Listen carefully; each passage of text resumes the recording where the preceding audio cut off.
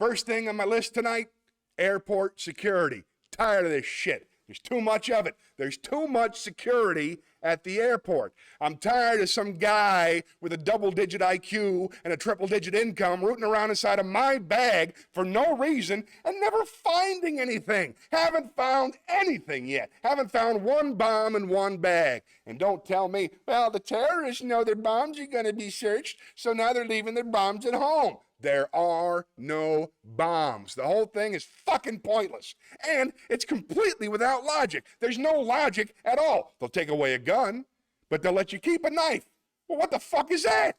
In fact, there's a whole list of lethal objects they will allow you to take on board. Theoretically, you could take a knife, an ice pick, a hatchet, a straight razor, a pair of scissors, a chainsaw, 6 knitting needles, and a broken whiskey bottle, and the only thing they're going to say to you is that bag has to fit all the way under the seat in front of you. And if you didn't take the weapon on board, relax. After you've been flying for about an hour, they're going to bring you a knife and fork. They actually give you a fucking knife. It's only a table knife. But you could kill a pilot with a table knife. Might take you a couple minutes, you know. Especially if he's hefty, huh? But you could get the job done if you really cared enough, if you really wanted to kill the prick.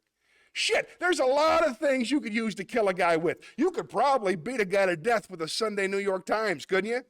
Or suppose you just have really big hands. Couldn't you strangle a flight attendant? Shit, you could probably strangle 2 of them, one with each hand. You know, if you're lucky to catch them enough in that little kitchen area before they give you the fucking peanuts, you know? But you could get the job done if you really cared enough. So why is it they allow a man with big, powerful hands to get on board an airplane? I'll tell you why. They know he's not a security risk because he's already answered the 3 big questions. Question number 1, did you pack your bags yourself? No. Carrot Top packed my bags.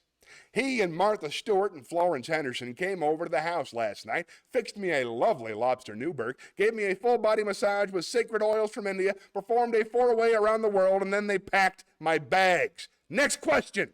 Have your bags been in your possession the whole time? No. Usually, the night before I travel, just as the moon is rising, I place my suitcases out on the street corner and leave them there unattended for several hours. You know, for good luck. Next question. Has any unknown person asked you to take anything on board? Well, what exactly is an unknown person? Surely everyone is known to someone. In fact, just this morning, Kareem and Yusuf Ali Bengaba seemed to know each other quite well. They kept joking about which one of my suitcases was the heaviest.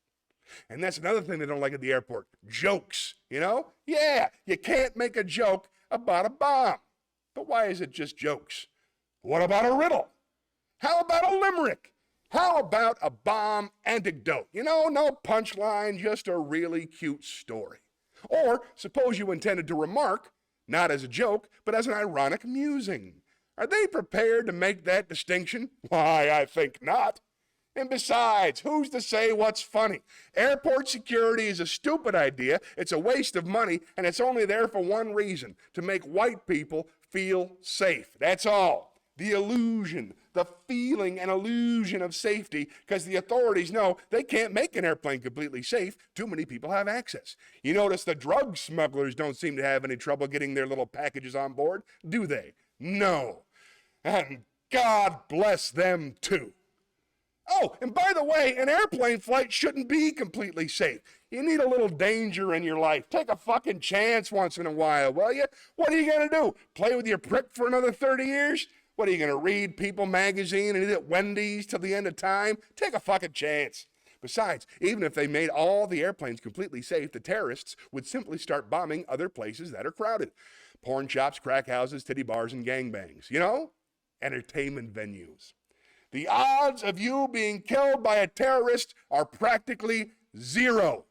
So I say relax and enjoy the show.